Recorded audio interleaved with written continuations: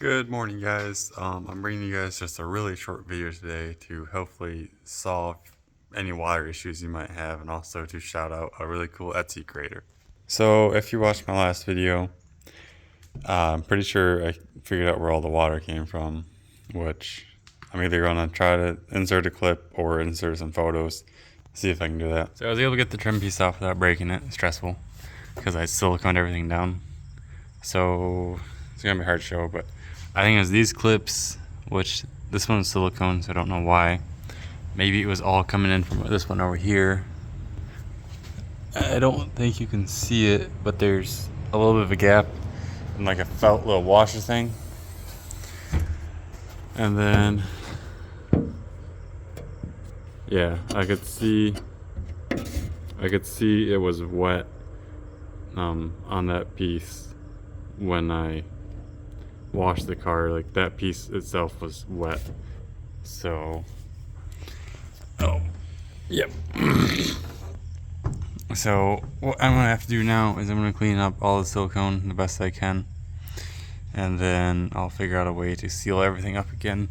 And it might just be that one, but I'm gonna do all of them and we'll go from there. But there's 3 white clips that hold on this back glass that's underneath this trim. There's one right about here, right in the middle. I think right about there. I don't remember, honestly. So I found out by looking through. I found out by looking through one of the plugs in the hatch after I washed the car that it was all wet. Yeah, I'm not gonna be able to show you. This is the trim piece and everything's on. But if you pop this plug out and look through here and shine your light up through this trim piece, you should be able to see the white clip somewhere in there. For me, it looked all wet. So that's how I figured out that I'm pretty sure that's where my water was coming in. And then when I tore this car down for paint, I didn't know what held this trim piece on. So I broke one of the studs because there's a clip out here. So I popped the clip off. I'm like, oh, it must be clipped on all the way. But no, there's one clip here, a stud, and another clip. So I broke this stud off, so I had this really, really hard time. I tried gluing that back on with JB Weld and Panel Bond, but this stuff sucks. Don't buy JB Weld, it sucks. This stuff sucks. Super Weld sets in 10 seconds, doesn't set up ever. Don't buy it, don't waste your money. So the first time, I re-glued the stud on with Panel Bond.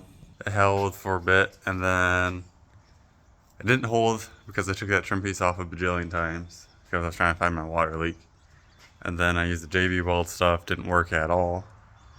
And then I was just going to try to buy a new trim piece, but I couldn't do that at all because it's a 30-some-year-old car and they don't make new ones, and there's like none on eBay.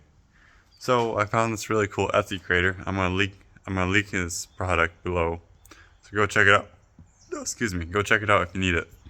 He makes replacement studs 3D printed. So if you've taken this piece off yet, which I'm sure you have, you will know that the clips slide in. So these will just slide in on that metal tract. So let me see if I can be an artist real quick.